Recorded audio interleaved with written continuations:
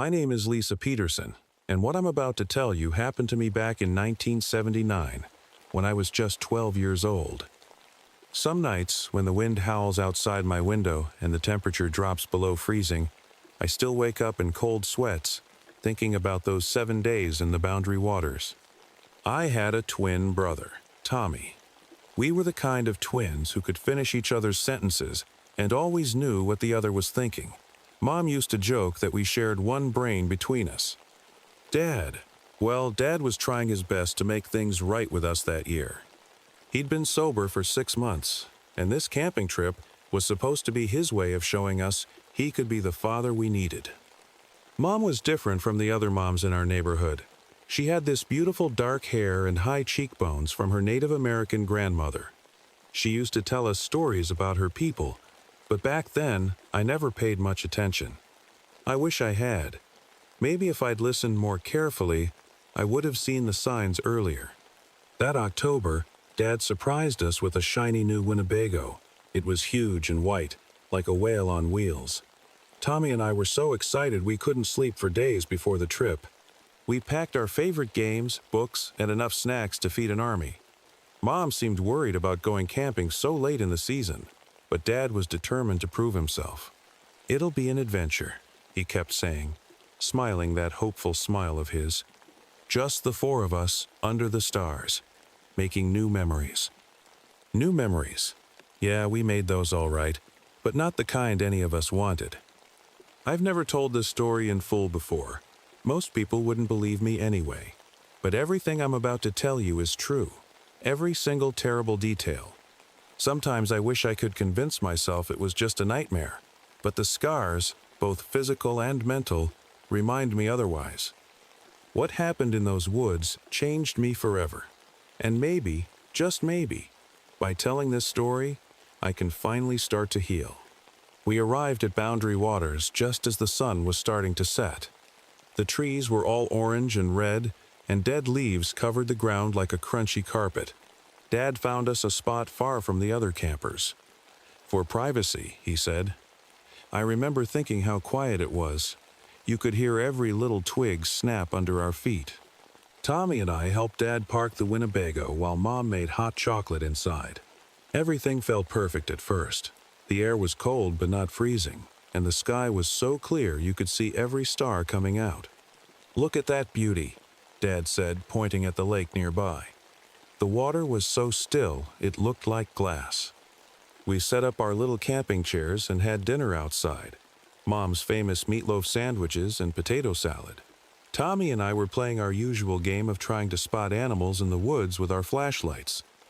But something felt different as night fell. The cold came on so fast, it made my teeth chatter. Mom checked the weather radio and frowned. "John," she said to Dad, "it's dropping to -40 tonight. That's not normal for October." Dad laughed it off. "Weather folks are always wrong," he said, but I could see him rubbing his hands together, worried. That first night, we all huddled inside the Winnebago. The heater was running full blast, but it still felt like sitting in a freezer. Tommy and I were in our bunk beds, trying to sleep, when we heard it. It started as a soft sound, like someone humming. But it wasn't any song I knew. The words were strange. Mom later said it was Ojibwe, her grandmother's language. Tommy sat up in his bed.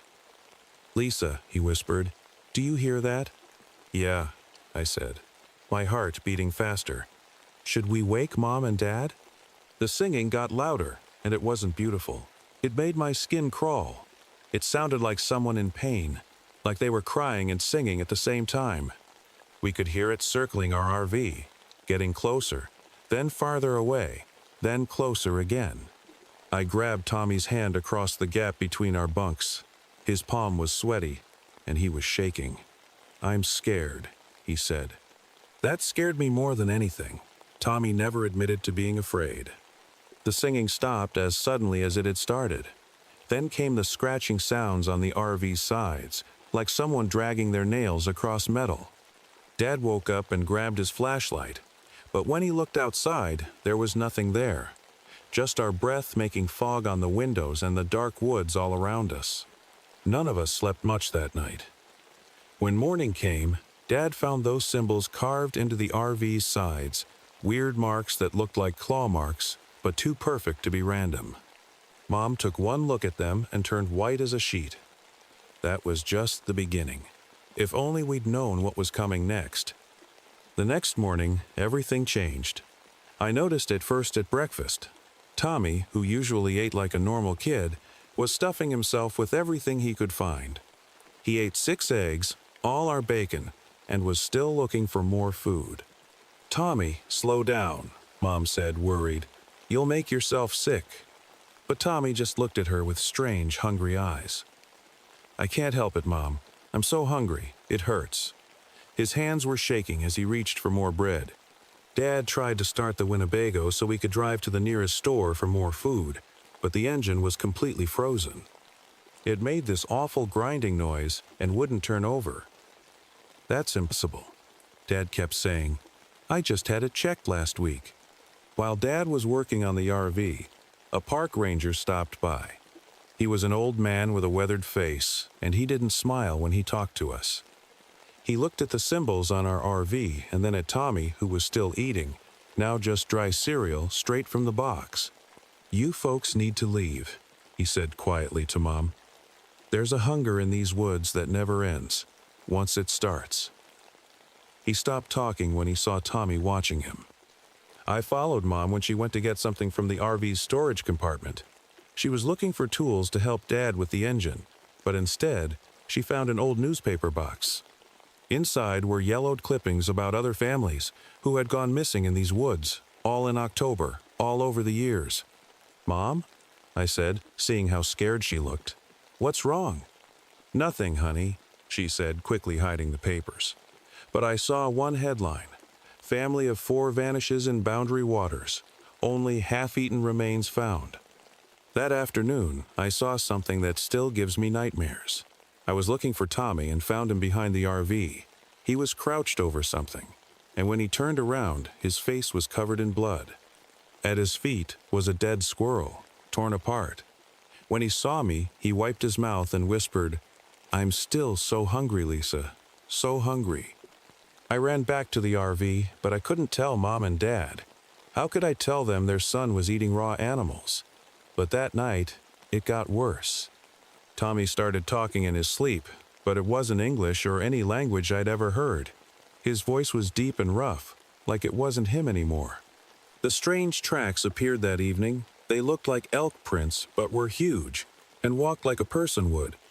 They led right up to our RV, and then disappeared.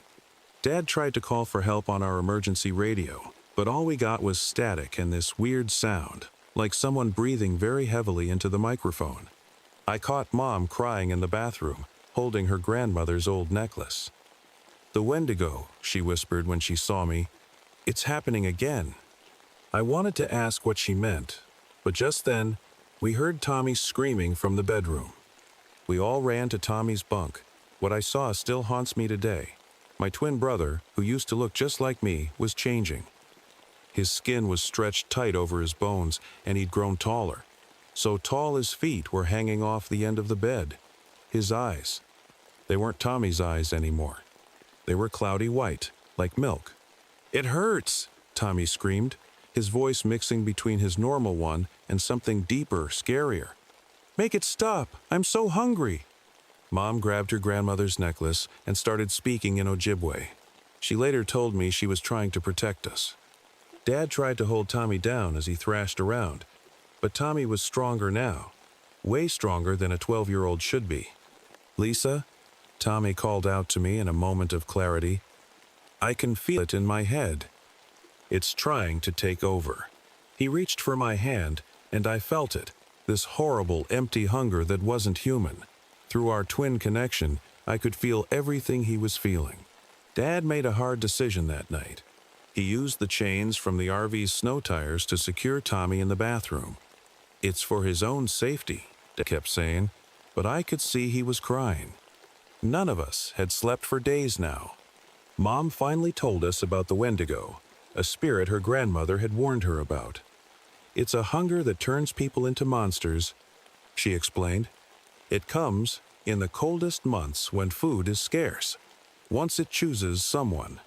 She couldn't finish because Tommy started screaming again. The chains were stretching as he grew even taller.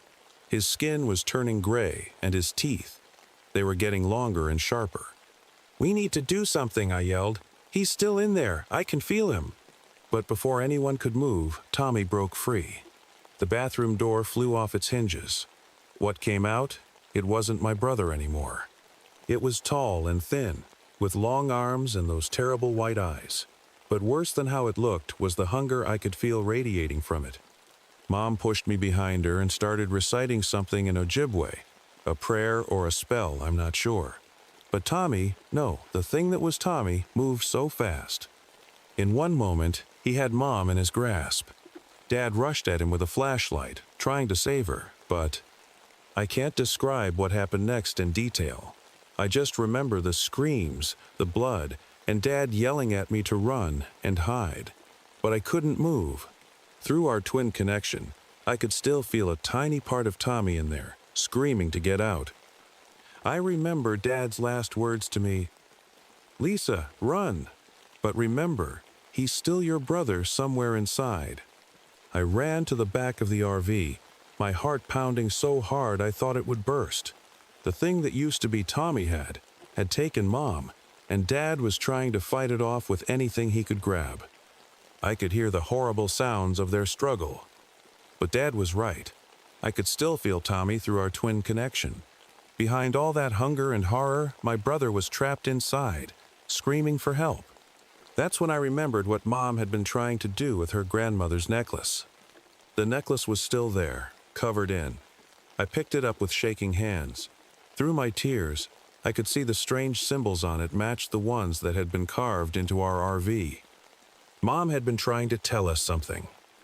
I heard Dad's final scream, and then everything went quiet, too quiet. I could feel it coming for me next, my own twin brother, now a monster. But I wasn't going to run. Something inside me knew what I had to do. When it entered the room, I stood my ground. It was so tall now it had to bend down to fit in the RV. Those white eyes stared at me, hungry and cold, but I stared right back. "Tommy," I said, my voice shaking. "Remember when we were 6 and you broke Mom's favorite vase? I took the blame because you were crying so hard?" The creature hesitated. Through our connection, I felt a flicker of Tommy. Remember how we always shared our Halloween candy? How we promised to always protect each other? With each memory, I could feel Tommy fighting harder inside. The creature started shaking, making terrible shrieking sounds. I grabbed the necklace tight and started speaking the words I'd heard Mom say. I didn't know what they meant, but I could feel their power. The thing that was Tommy fell to its knees. I kept talking, kept remembering, kept holding on to our twin connection. "Come back, Tommy," I begged. "Fight it." The air got so cold I could see my breath. The windows of the RV frosted over. The creature, my brother, started to change again. But this time, it was shrinking. Tommy's voice, his real voice, came out in a whisper, "Lisa, help me." I ran to him and put the necklace around his neck. There was this bright flash, like lightning inside the RV. I felt something dark and hungry pass through me, trying to get inside. But the necklace grew hot, and the thing, the Wendigo, screamed as it was pulled away from Tommy. The last thing I remember was holding my brother as he changed back. He looked at me with his real eyes again, just for a moment, and said, "Thank you." Then he closed his eyes. Forever. The cold took over after that. Ice started forming everywhere inside the RV. I held Tommy's body and waited for help that I wasn't sure would ever come. They found me 3 weeks later. I was half frozen, but still alive, clutching Tommy's body and Mom's necklace. The rescue team said it was a miracle I survived. The entire RV had turned into an ice cave. They had to use special equipment just to get inside. I don't remember much about those weeks in the hospital. The doctors kept saying I had severe frostbite and was suffering from trauma. But how could I tell them what really happened? Who would believe that my twin brother had turned into a monster that took our parents? The official report said my family died from exposure to the cold and wild animal attacks. The RV was left there. No one could move it because it was frozen solid to the ground. Some say it's still there, buried under years of ice and snow. I've never gone back to check. I live in Arizona now, where it never gets cold enough for frost. But every October, when the temperatures start to drop, I can feel it. Sometimes I wake up at night, thinking I hear that Ojibwe singing. The hunger never completely left me, not the real hunger, but the echo of what I felt through Tommy that night. The necklace? I still wear it. It's the only thing I have left from that night, besides the memories. Sometimes it grows warm against my skin, like it's warning me. Maybe it's still protecting me. People ask me why I'm telling this story now, after all these years.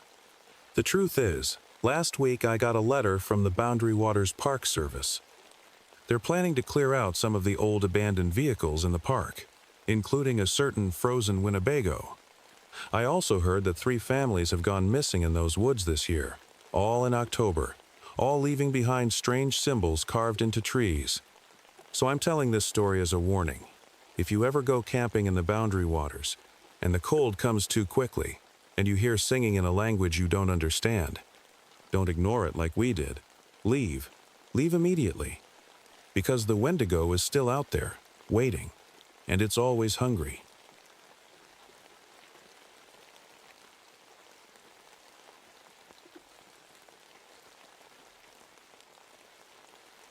My name is Rick Thompson, and this happened to me in the fall of 1983. I still wake up in cold sweats thinking about those 3 nights in the Adirondack Mountains. Sometimes I wonder if anyone will believe my story, but the melted dog tags I keep in my drawer remind me it was all too real. It started like any other year, 4 NAM vets getting together for our annual camping trip during the full moon. We'd been doing this for 5 years straight, trying to keep each other sane, I guess. There was me, Dave Wilson, Michael Cooper, and Paul Martinez. We always met at Joe's Diner off Route 87 before heading up into the mountains. That morning at the diner, something felt off. Dave kept stepping outside to take phone calls, something he'd never done before. Michael was quieter than usual, picking at his eggs while talking about his kid's upcoming school play he might miss. Only Paul seemed normal, going on about how much he needed this trip to reset his head. I should have noticed the signs. The way Dave's hands shook when he held his coffee cup. The strange look in his eyes when Paul mentioned seeing some weird tracks on his last hunting trip. But I was too busy fighting my own demons. The nightmares that had started coming back, full of jungle screams and glowing eyes in the dark. If I had known what was waiting for us in those mountains, I would have turned my truck around right there. But you can't change the past, can you? All I can do now is tell you what happened, every horrible detail, and hope it serves as a warning to others who might venture into those cursed woods. Let me take you back to that day, when 4 friends set out for what should have been a simple camping trip, but turned into a nightmare that only one of us would survive. The drive up to the mountains started normally enough. Dave rode shotgun in my pickup while Michael and Paul followed behind in Paul's Jeep. The radio kept cutting out, playing static instead of music, which was weird since it had always worked fine before. We stopped at Miller's gas station, the last place to fuel up before heading deep into the mountains. Old man Miller, who'd known us for years, acted strange. His hands trembled as he filled our tanks. "You boys heading to your usual spot?" he asked, his voice shaky. "That's the plan," I answered. He leaned in close, whispering, "Maybe pick somewhere else this time. Been hearing weird stuff from up there. Hikers gone missing." I noticed the missing persons posters on his window, 5 of them, all from the last month. Dave quickly said we'd be fine, almost snapping at Miller. That should have been my second warning sign. The weather changed as we drove higher into the mountains. Dark clouds rolled in out of nowhere, and the air felt heavy, like just before a big storm. But there wasn't supposed to be any rain this weekend. When we reached the turnoff for our camping spot, we found the road blocked by fallen trees. Not just 1 or 2, at least 6 huge pines lay across the path. They didn't look like they'd fallen naturally. The cuts were too clean. "This is weird," Paul said, examining the trees. "These were cut down on purpose." Dave suggested we use the old Forest Service road instead, the one marked Restricted Area, No Entry. In all our years camping here, we'd never gone that way. Something about it just felt wrong. "It's getting dark," Dave pushed. "We don't have time to find another spot." I didn't want to go. Every instinct told me to turn around. But Dave kept insisting, and eventually, we all gave in. As we drove past the restricted sign, I caught Dave checking his watch and writing something in a small notebook. The sun was setting when we found a clearing to set up camp. That's when Paul spotted it through the trees, an old RV half hidden under branches and vines. It looked like it had been there for years. None of us knew it then, but crossing that restricted line was our first step into a nightmare. And that RV? It held secrets that would explain everything. Secrets some of us were never meant to find. We approached the RV slowly. Years in Nam had taught us to be careful, and something about this just didn't feel right. The RV's door creaked open with a gentle push. It wasn't even locked. "Should we really go in there?" Michael asked, shining his flashlight through the doorway. The inside of the RV looked like someone left in a hurry. Half-empty coffee cups sat on the table, covered in a thick layer of dust. Papers were scattered everywhere. But it was the walls that made my skin crawl. They were covered with photos and drawings of what looked like wolves, but something was wrong about them. They were standing on two legs, like people. Paul picked up one of the journals from the table and started reading. His face went pale. "Guys, listen to this," he said, his voice shaking. "Day 15, they're getting closer. I can hear them walking at night. Not on 4 legs, but on 2. They're smart. They're hunting us." This isn't just a research project anymore. Dave grabbed the journal from Paul's hand so fast it made us all jump. "We shouldn't be reading this stuff," he said. But I saw him slip the journal into his jacket pocket when he thought no one was looking. While searching the RV, I found something that made my blood run cold. A military folder stamped classified with dates from our time in Nam. Dave saw it too, and for a second, I swear I saw fear in his eyes. The sun was setting fast, and none of us wanted to be in that RV after dark. We set up our camp about 100 yards away, close enough to keep an eye on it, but far enough to feel safe. Or so we thought. That's when we saw the claw marks on the trees. Not low down like a normal bear or wolf would make, but at head height. The marks were huge, deep gouges in the bark that looked fresh. "We should take turns keeping watch tonight," I suggested, and everyone quickly agreed. As darkness fell, we sat around the campfire, trying to act normal, telling the same old war stories we always did. But something had changed. The forest felt different. The usual nighttime sounds, owls, crickets, small animals, were all silent. Paul took first watch while the rest of us tried to sleep. I was almost dozing off when I heard him whisper, "Hey Rick, you need to see this." I crawled out of my tent and followed his pointed finger. There, at the edge of our firelight, were pairs of eyes reflecting the flames. Not low to the ground like animals, but standing tall like people. And they were watching us. I grabbed my rifle, hands shaking as I counted those glowing eyes, 6 pairs, maybe more, standing in the darkness. Paul's breath came out in white puffs in the suddenly cold air. "Should we wake the others?" Paul whispered. Before I could answer, we heard it, a sound that didn't belong in these woods. It started as a low growl, but then changed into something like words. Not clear words, but like someone trying to copy human speech. My mind didn't want to accept what I was hearing. I woke Michael and Dave. Dave seemed to snap awake instantly, like he'd been expecting this. He grabbed his pack and pulled out a small black radio. Not the kind we'd brought for emergency calls, but military-grade equipment. The eyes disappeared, but we could hear movement in the woods, the snap of branches, the rustle of leaves. But these sounds were too high up to be normal animals. Whatever was out there was walking on 2 legs.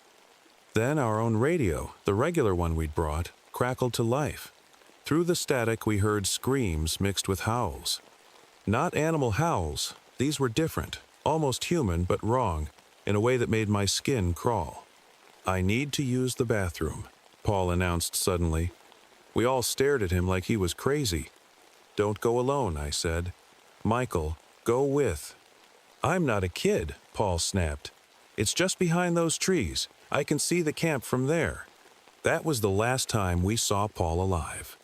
5 minutes passed, then 10. When we heard the scream, it was cut off so quickly we almost thought we'd imagined it. Dave grabbed his rifle and started barking orders like we were back in Nam. We found Paul's flashlight first, still on, pointing at nothing. Then his boot prints in the dirt, which suddenly turned into a mess of large canine tracks, but these were deeper than any wolf prints I'd ever seen. The tracks showed whatever made them was walking on 2 legs. Near a fallen log, something caught the beam of my flashlight. Paul's dog tags hanging from a branch, tangled in thick black fur that didn't look like it came from any animal I knew. Dave picked up the dog tags, and I saw something I'll never forget. He nodded, like he was confirming something he already knew. That's when I started to realize this wasn't just some random camping trip gone wrong. "Dave," I said slowly, "what do you know about this?"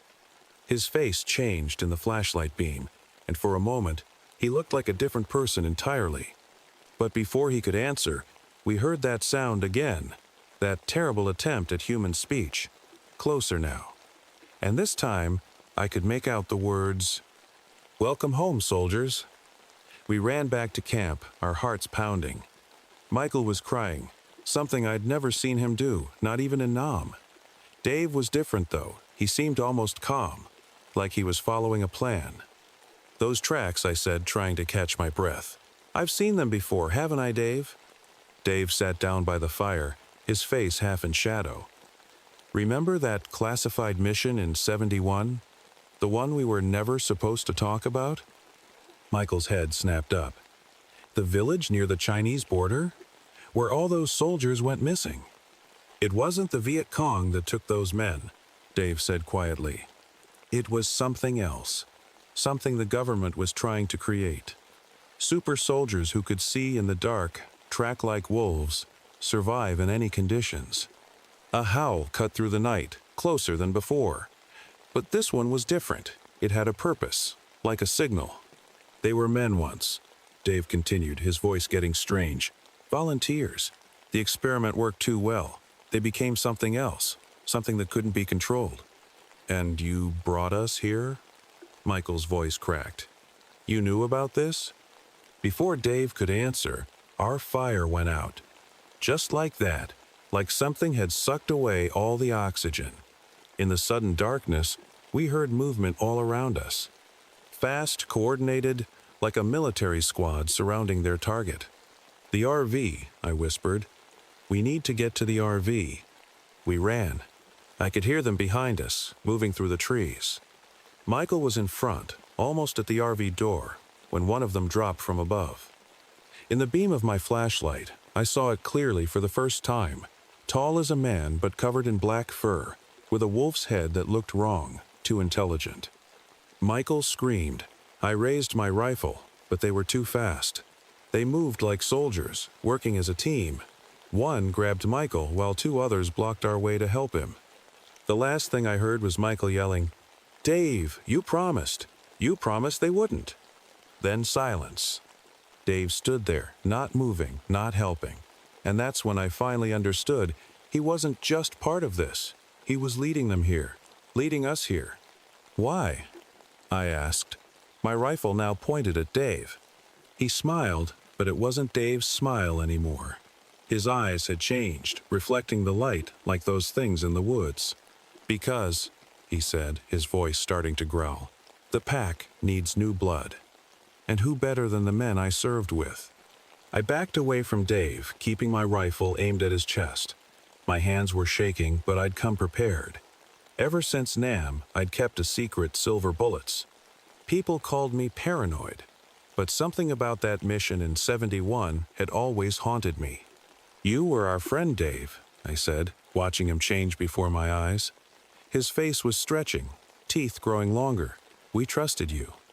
"Friends?" Dave laughed, but it came out as a growl. "I gave you a gift. The government abandoned us, left us here to die. But we became stronger. Now it's your turn." The pack emerged from the shadows, surrounding us. They moved like soldiers, just like we used to in Nam. One of them stepped forward, their leader. It stood nearly 8 feet tall, its black fur streaked with gray. When it spoke, the voice was perfect English. "Lieutenant Wilson has chosen well," it said. "You are all excellent soldiers." I backed toward the RV, my mind racing. Inside, I'd seen propane tanks. If I could just reach them. Dave was almost fully changed now, his uniform ripping as his body grew larger. "Don't fight it, Rick. The change makes you better, stronger. No more nightmares, no more feeling lost in the civilian world." The pack moved closer, step by step. I could smell them now, like wet dogs mixed with something chemical. My back hit the RV's door. "You know what your problem is, Dave?" I said, reaching behind me for the door handle. "You forgot I was always the suspicious one, the one who planned for everything." I raised my rifle and fired. The silver bullet hit Dave in the shoulder. He howled, not in pain, but in rage. The sound was like nothing I'd ever heard before, half human and half wolf. The pack lunged forward, but I was already inside the RV, slamming the door shut. I had seconds, maybe less. I could hear them tearing at the walls, the whole RV shaking. Through a broken window, I heard Dave's voice twisted with anger. "You can't stop this, Rick. The pack needs to grow." I grabbed the propane tanks, turned them on full blast. My hands found an old lighter in my pocket. "You're right, Dave," I whispered. "But I can stop you." The last thing I remember was a flash of light, the sound of gas igniting, and the howls of the pack turning into screams. I woke up 3 days later in a hospital. The doctors said a hunter found me half a mile from the explosion site, badly burned but alive. They called it a miracle. I called it luck. The blast had thrown me clear through the RV's back window. The official story was that our camping trip ended in a tragic accident. A propane leak, they said.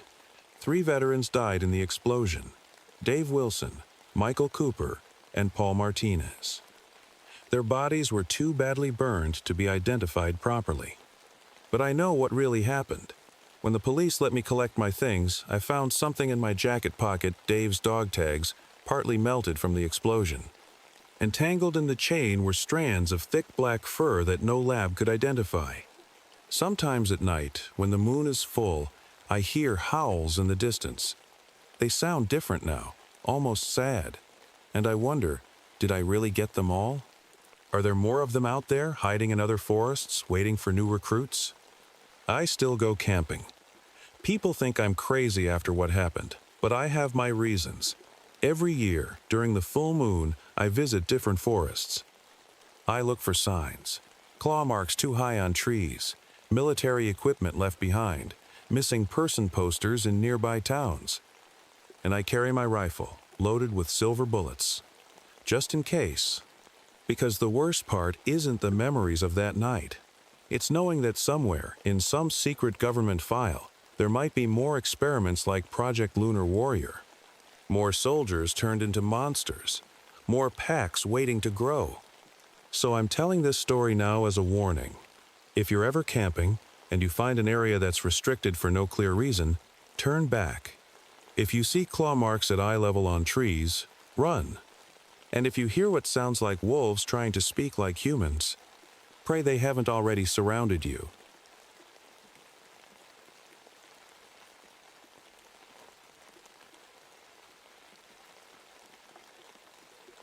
My name is Helen Walker, and this happened to me in September 1967.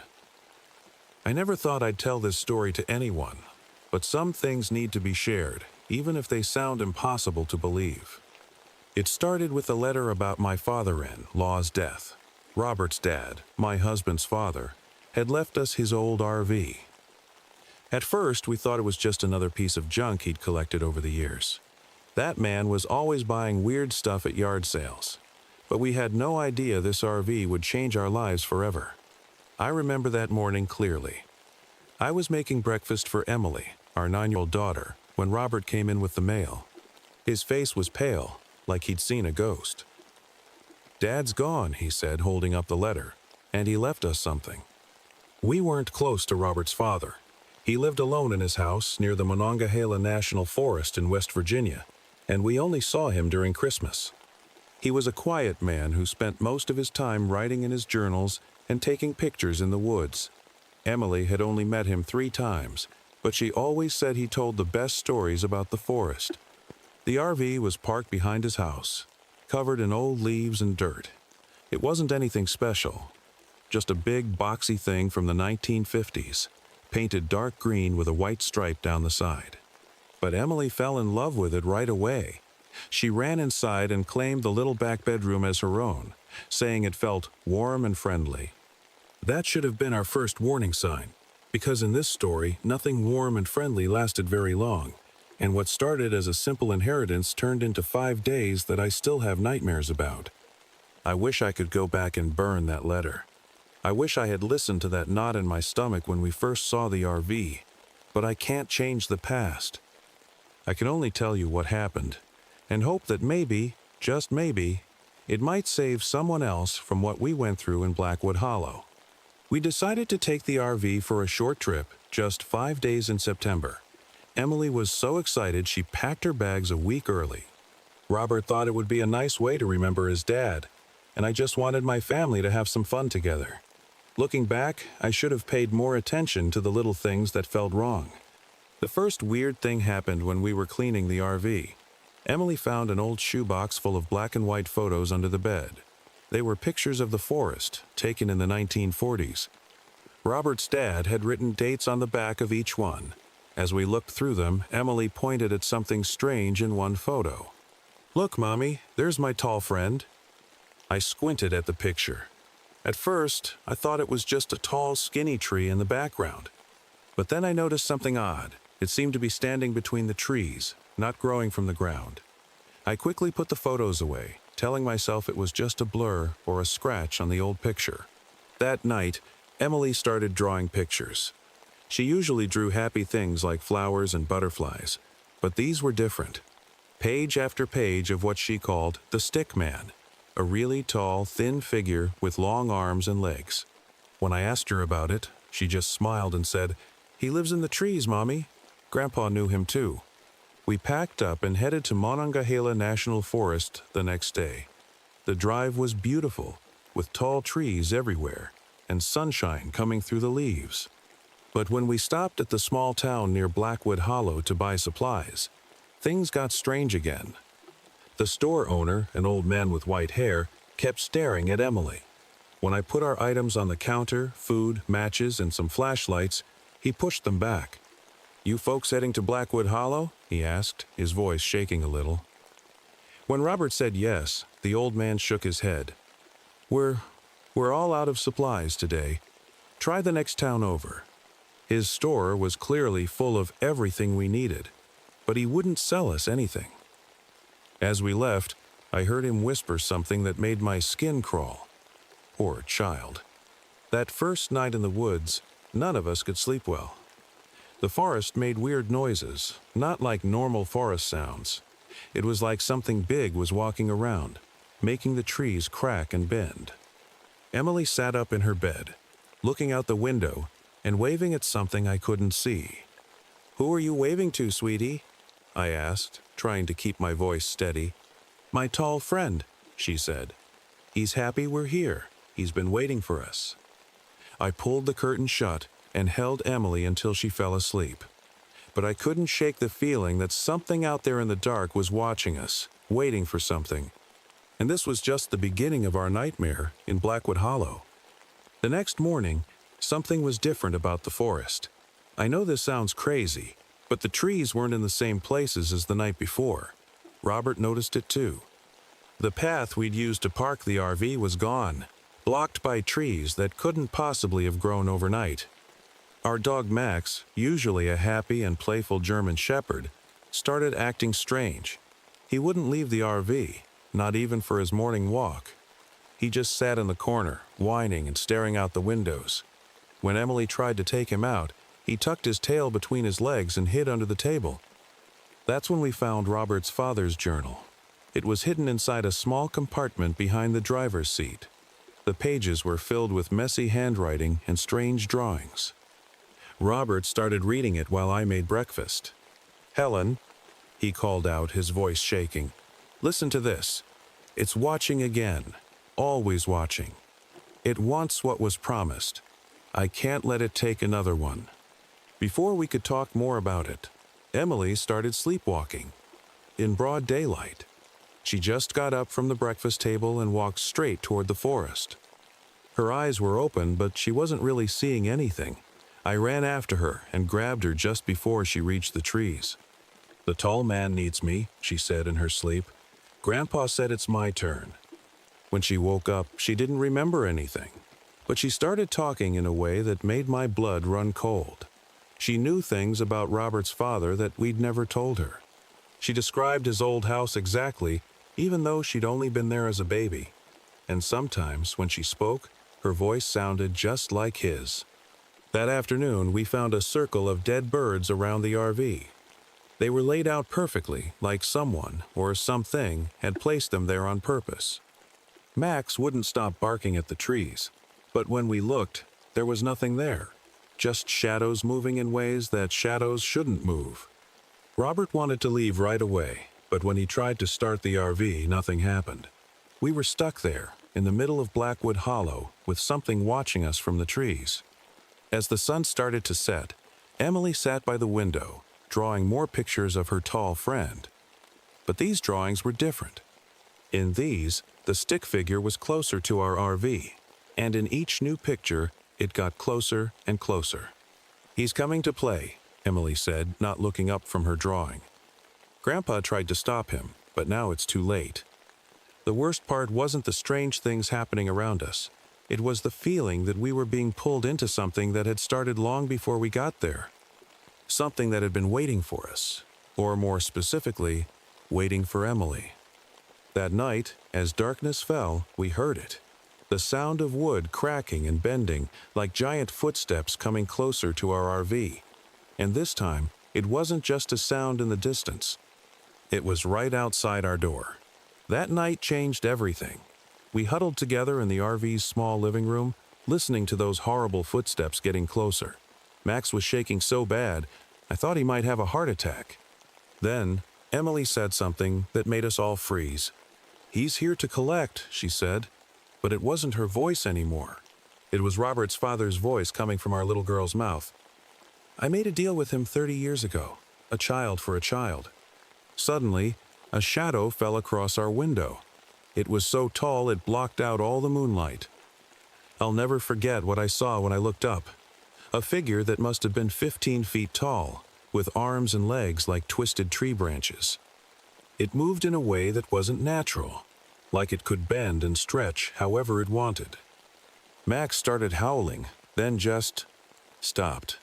We found him later, curled up in the corner. The vet would later tell us he died of fear. His heart just gave out. But right then, we had bigger problems. Emily stood up, her eyes completely blank, and started walking toward the door. Robert grabbed her, but she was surprisingly strong. "The tall man says it's time," she said, still in her grandfather's voice. "He's been waiting for so long." That's when something clicked in my mind. A memory I'd buried deep down came flooding back. When I was Emily's age, I'd lived near these woods too. I remembered a tall figure in the trees, and my parents moving us away suddenly in the middle of the night. I'd always thought it was just a nightmare, but now... Robert found more of his father's journal entries scattered in the RV. As he read them out loud, his face got paler and paler. The entity, as his father called it, had been in these woods for generations. Every 30 years, it would take a child. Robert's father had made a deal with it when Robert was young. He'd promised it another child in exchange for sparing Robert. He'd promised it Emily. Robert couldn't handle what was happening. When the entity pressed its face against our window, a face that looked like twisted bark with deep dark holes for eyes, my husband just broke. He started laughing and couldn't stop, tears running down his face. Emily was getting harder to hold on to. It was like something was pulling her toward the door. The entity's branches started squeezing through every crack in the RV, reaching for her. The whole vehicle creaked and groaned, as those wooden fingers wrapped around it. I knew we had to do something fast, or we were going to lose our daughter forever. But what can you do when you're facing something that's not supposed to exist?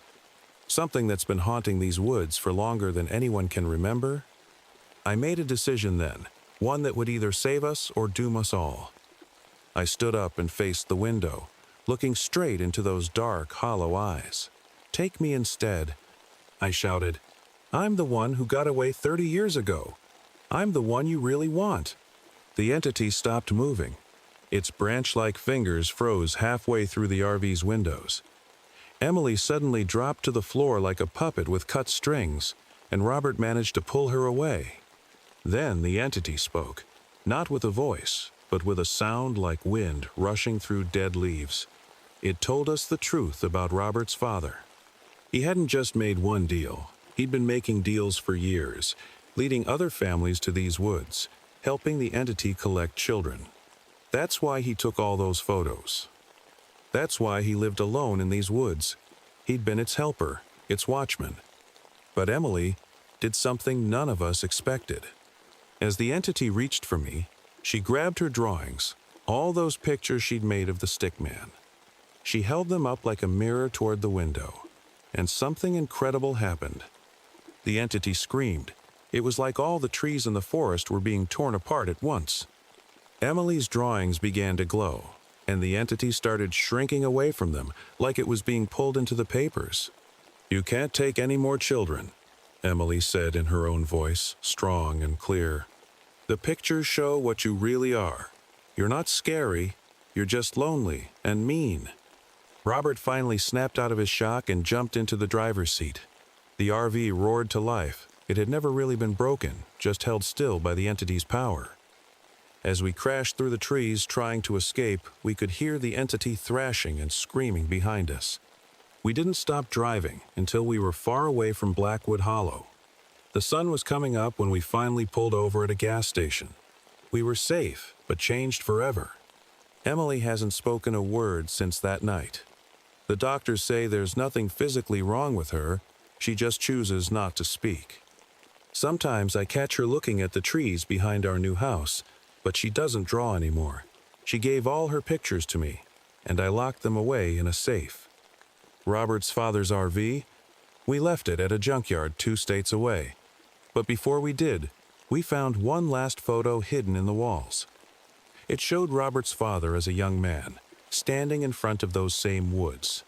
Behind him was a familiar, tall, thin shadow. On the back he'd written, "I'm sorry. I thought I was protecting my family. I didn't understand the price." We never went camping again.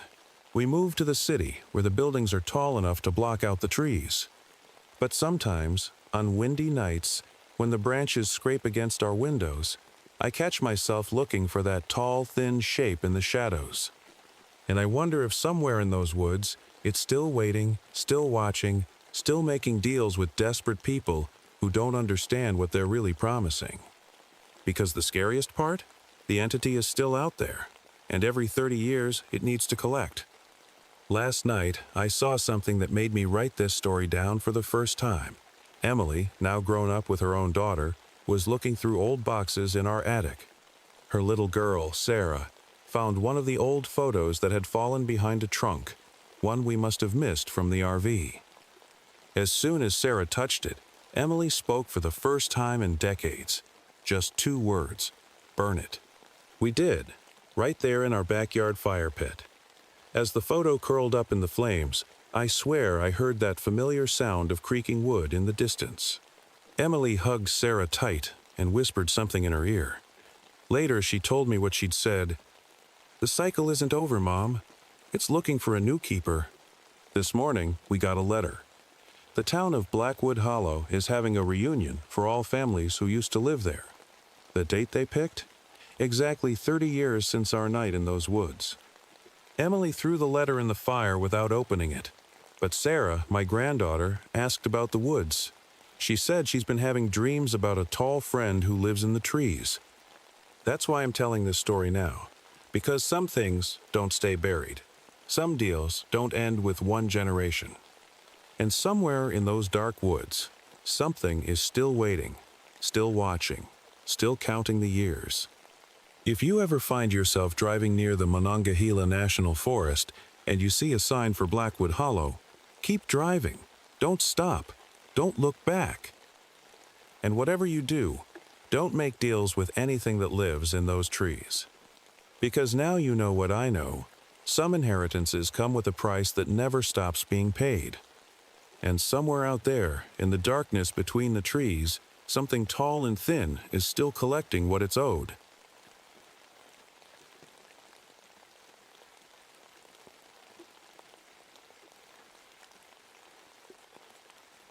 My name is Rachel Mitchell, and this happened to me last February when I was 16. I never thought I'd be writing this down, but some stories need to be told, even the scary ones. It started on a freezing morning in Michigan when Mom woke me up before sunrise. Her face was tense, the way it always got when she was worried about Dad finding us. I knew we were running again, but this time was different. Grandma June was coming with us. "Pack only what you need, honey," Mom whispered, stuffing warm clothes into a duffel bag. "And be quiet. We don't want to wake the neighbors." I should mention something about myself. I've always been different. Sometimes I see things before they happen, or I know things I shouldn't know. Mom calls it a gift, but that morning, it felt more like a curse. As I packed my bag, my fingers started tingling, and the air felt heavy, like right before a big storm. Grandma June arrived in her old pickup truck, carrying her worn leather bag that smelled of herbs and something ancient. She took one look at me and knew something was wrong. She always could tell. "The moon is almost full," she said, looking up at the dark sky. "It's the hunger moon this month." The way she said it made my skin crawl. We loaded everything into Mom's RV, an old thing Dad never knew we had, hidden away at Grandma's place for emergencies. As we pulled out of the driveway, I caught a glimpse of myself in the rearview mirror. My dark hair was messy from the rush, and my green eyes looked too big for my face. I had no idea then that the girl in that reflection wouldn't exist in just 6 days. The first few hours on the road were quiet. Mom kept checking the mirrors, even though we were already far from home. Grandma June sat in the passenger seat, holding her old leather book in her lap. I curled up in the back of the RV, watching the snow-covered trees pass by. "We'll take the back roads through the Upper Peninsula," Mom said, her knuckles white on the steering wheel. "Less chance of anyone following us." I knew she meant Dad. He'd been looking for us ever since we first ran away 3 months ago. But something felt different this time. Not just Dad different, but weird different. The kind that makes your stomach feel funny. Around noon, things started getting strange. First, the GPS stopped working. Then our phones lost signal, which Mom said was normal for these woods. But when the RV's odometer started going backward instead of forward, I knew something was really wrong. "Mom?" I called from the back. "The numbers are going the wrong way." Grandma June turned around so fast her gray hair whipped across her face. "Diana, pull over," she said to Mom. Her voice was calm, but I could tell she was worried. We stopped on a narrow road surrounded by tall pine trees. The snow was falling harder now, and the sky had turned a weird gray-purple color. That's when I noticed the frost on the windows. It wasn't normal frost. It was forming patterns, like ancient writing or tree branches. "Rachel, honey," Grandma June said softly, "are you feeling anything different?" I nodded slowly. The tingling in my fingers had gotten stronger, and I kept hearing whispers, like when you think someone's called your name but nobody did. "We need to find shelter before dark," Grandma said, looking at the sky. "The moon will rise soon." "But we've got the RV," Mom said. "We can just—" "No," Grandma cut her off. "Trust me, Diana. We need to park somewhere safe. Somewhere with old trees around us. They'll help." I wanted to ask what the trees would help with, but the words got stuck in my throat. Because right then, I saw something move between the trees. Something that shouldn't be there. Something that looked like shadows, but moved like water. "Mom?" I whispered. "I think something's watching us." Mom drove for another hour until we found a small clearing surrounded by ancient pine trees. Their branches were so thick with snow, they looked like white giants watching over us. The RV's headlights were the only thing cutting through the growing darkness. "I don't like this place," I said, hugging myself. The tingling in my fingers had spread up my arms, and my head felt fuzzy, like when you stand up too fast. "We'll be safe here," Grandma June said, but she was drawing strange symbols on the RV's windows with what looked like salt. Mom helped her, their breath making little clouds in the cold air. That's when the first nightmare hit me, except I was wide awake.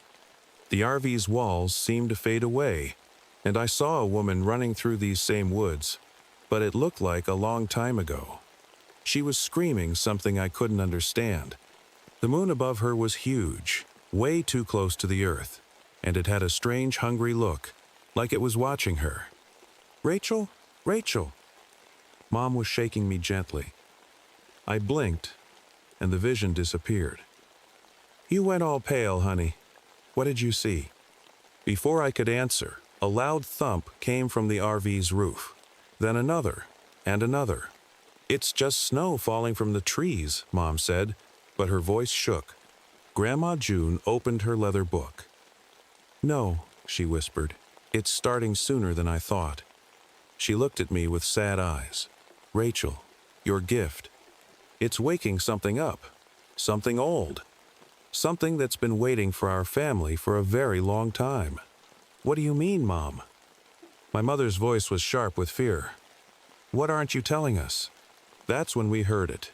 A sound like ice cracking, but deeper, coming from everywhere at once. The RV's windows frosted over completely, and in the frost, those strange symbols appeared again. But this time, they were glowing. And outside, the moon was rising. It looked bigger than I'd ever seen it, and it had a color that made my stomach turn, like old bones. "Girls," Grandma June said quietly, "whatever happens, whatever you see tonight, stay inside the salt lines. And Rachel," she took my hand, "don't answer if something calls your name." That first night in the RV was the longest of my life. None of us slept. We sat in the dim light of a battery-powered lantern, jumping at every sound from the woods. The wind howled outside, but it didn't sound like normal wind. It sounded like words. "Tell me about the woman I saw," I whispered to Grandma June. "The one running in the woods." Grandma's face got serious. "That was your great-great-grandmother, Sarah," she said, holding her book tighter. "She was the first one in our family to see it." "See what?" Mom asked, moving closer to me. Before Grandma could answer, all the windows in the RV went black. Not dark, black. Like someone had painted them. Then we heard footsteps crunching in the snow outside, walking slowly around our RV. "That's impossible," Mom whispered. "We're the only ones out here." The footsteps stopped right outside my window. Then a voice called my name, a voice I knew too well. "No," Mom breathed. "It can't be." It was Dad's voice. "Rachel, honey, let me in. I've been looking everywhere for you." My heart was beating so fast it hurt. Mom grabbed my hand, squeezing it hard. "That's not your father," Grandma June said firmly. "Remember what I said, don't answer it." The thing with Dad's voice kept talking, saying things only Dad would know, begging us to let him in. Then it started getting angry, just like real Dad did. The RV began to shake. That's when I felt something push into my mind, like cold fingers touching my thoughts. Images flashed through my head. Ancient trees, deeper snow, darker nights, and something huge and hungry that had been sleeping for thousands of years. "It's using our memories," Grandma June said, watching my face. "Our fears, our pain, that's how it hunts." "What hunts?"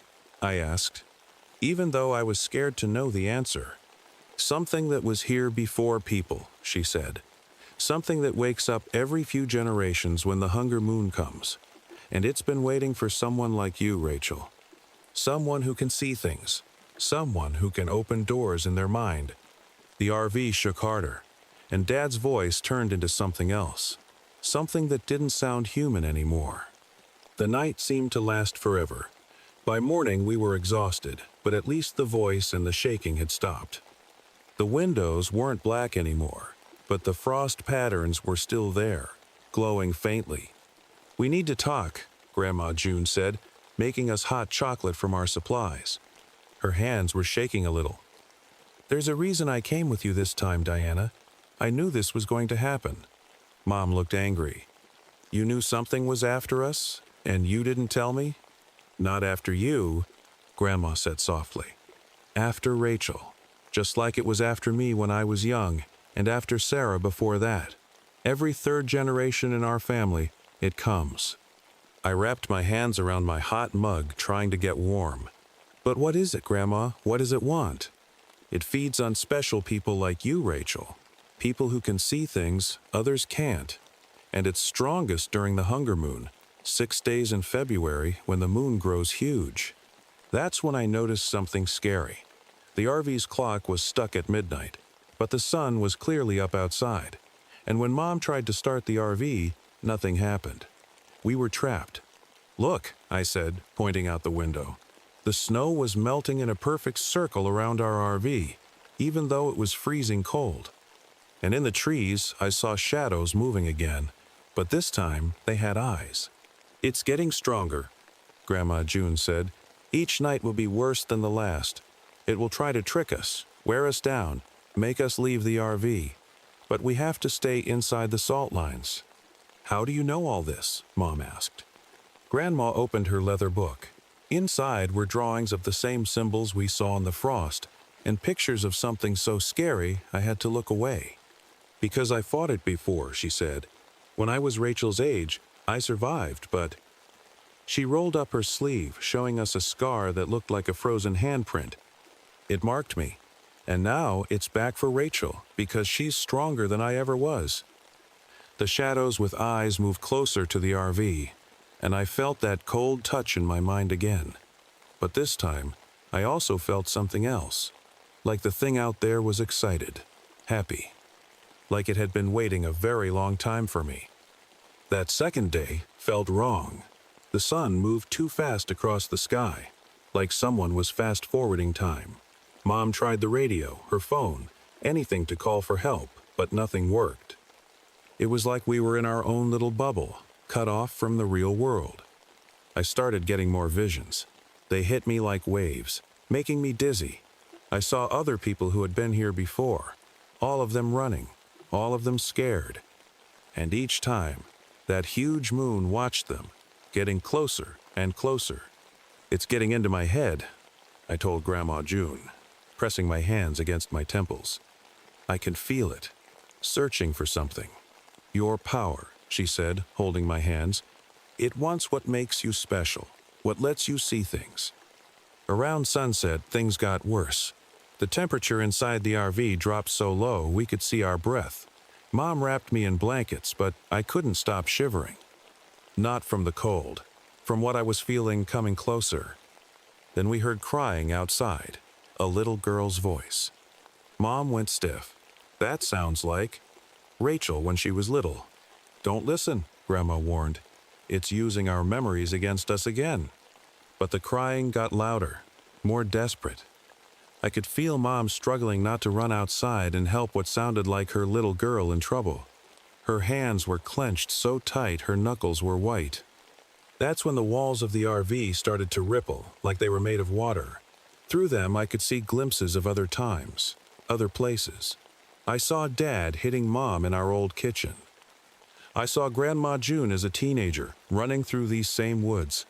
I saw a woman who must have been Sarah, performing some kind of ritual under a massive moon.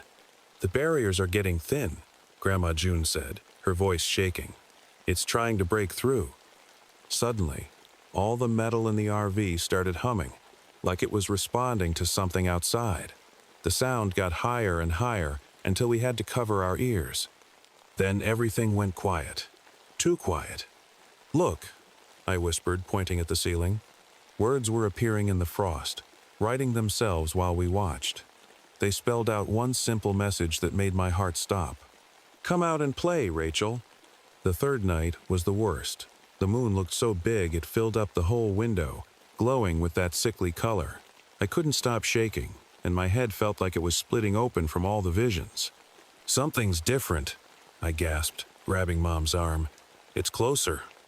Right then, the RV's walls turned clear like glass. Through them, we saw what was really out there, and Mom screamed. It wasn't just shadows anymore. Huge shapes moved between the trees, taller than houses. They looked like they were made of darkness and ice, with too many eyes, all of them fixed on me. The snow under them turned black wherever they stepped. "Don't look at them directly," Grandma June warned, but it was too late. One of them saw me watching. It came right up to the RV, and suddenly my mind was full of its thoughts. They weren't like human thoughts. They were ancient and hungry and cold. It showed me things, cities buried under ice, creatures that died millions of years ago, and endless darkness. "Make it stop," I begged, holding my head. That's when Dad appeared again, but this time we could see him clearly through the glass-like walls. He looked just like he did the night we ran away, angry and scary. But his eyes were wrong. They were full of that same ancient darkness. "Diana," he said in Dad's voice, but something else was talking too, something much older. "You can't protect her forever. She belongs with us now." Mom stood up, her face brave even though I could see her trembling. "You're not Tom. You're not anything human. Leave my daughter alone." The thing wearing Dad's face smiled, and its teeth were made of ice. "But we've been waiting so long," it said. "So many generations, waiting for one strong enough. And Rachel is perfect." The RV started to freeze from the outside in. Ice crept across the floors, up the walls, reaching for us. The salt lines were the only things holding it back. Grandma June opened her book with shaking hands. "There's only one way to stop this," she said. "But it's dangerous. If we do this wrong, we'll all be lost." "Lost how?" Mom asked. "Lost like Sarah was," Grandma said quietly. "Lost like all the others who tried to fight it and failed." The ice was spreading faster now, and I could feel the thing's hunger growing. It was done playing games. It was ready to feed. Grandma June gathered us close as the ice crept nearer. Her hands were ice cold as she held mine, but her voice was steady. "The ritual needs all three of us," she explained. 3 generations of Mitchell women. Our family's power has been building for this moment, growing stronger with each generation. Mom looked scared but determined. "What do we have to do?" Before Grandma could answer, the thing wearing Dad's face slammed against the RV. The whole vehicle rocked, and more creatures gathered around us. The moon seemed to pulse overhead, like a giant heartbeat. "Rachel," Grandma said urgently, "you're the key. Your gift isn't just seeing things. You can reach into the space between worlds. That's what it wants. But we can use that same power to trap it." My head was pounding now.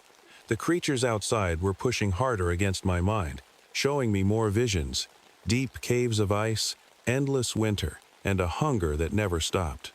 "I'm scared," I whispered. Mom hugged me tight. "We're right here, honey. We won't let go." Grandma June opened her book to a page covered in those strange symbols. "We have to work fast. The moon is almost at its peak. When I start the ritual, they'll try everything to stop us. Whatever you see, whatever you hear, don't break the circle." She placed 3 candles in a triangle around us. As she lit each one, the flames burned blue instead of orange. The creatures outside went crazy, scratching at the RV's walls, howling with voices that sounded like breaking ice. "Hold hands," Grandma instructed. "Rachel, close your eyes. Feel for the power inside you. It's like a warm light. Can you find it?" I nodded, squeezing my eyes shut. Behind my eyelids, I could see it. A tiny spark of golden light. "Now," Grandma said, "we begin." Grandma June started chanting words I didn't understand, her voice getting stronger with each word. The blue candle flames grew taller, and I felt something warm flowing from her hands into mine, then into Mom's, making a circle of energy between us. But the creatures fought back, the RV filled with voices, everyone we'd ever known, everyone we'd ever lost, all begging us to stop, to let them in. I heard my best friend Sarah, my teachers, even my old dog Max, who died last year. "Keep your eyes closed, Rachel," Mom reminded me, squeezing my hand tighter. The golden light inside me was growing, getting hotter. It felt like I was holding a tiny sun in my chest, but the darkness outside was pushing against it, trying to get in. Then I heard Dad's real voice, not the monster's copy, but his actual voice, from my memories. "Princess," he said softly, like he used to before he changed. "Open your eyes. Please, I'm better now. I miss you." Tears ran down my face, but I kept my eyes shut. Mom's hand trembled in mine, and I knew she heard him too. "Now, Rachel," Grandma June shouted. "Push the light out. Push it as hard as you can." I gathered every bit of strength I had and pushed that golden light out from my chest. It hurt, like trying to lift something way too heavy. The creatures screamed, a sound like glaciers breaking apart. "It's not enough," Grandma June gasped. "They're too strong, unless—" Her hand suddenly felt different in mine, colder, weaker. "Mom, no!" my mother cried out. "It's okay, Diana," Grandma said softly. "This is why I came. Rachel, take my strength. Take it all." I felt Grandma June's power flowing into me like a river of warm light. The golden sun inside me exploded outward, filling the RV with blinding light. The creatures wailed, their darkness burning away. But Grandma's hand was getting colder and colder in mine. The light kept growing until I thought it would burn me up from the inside. Through my closed eyes, I could see it pushing back the darkness, forcing the creatures away from our RV. Their screams turned into whispers, then into nothing. "Open your eyes," Mom whispered. "It's over." When I looked, the RV walls were normal again. Through the windows, I could see the moon. Regular sized now, just a normal February moon. The shadows and ice were gone, but something else was wrong.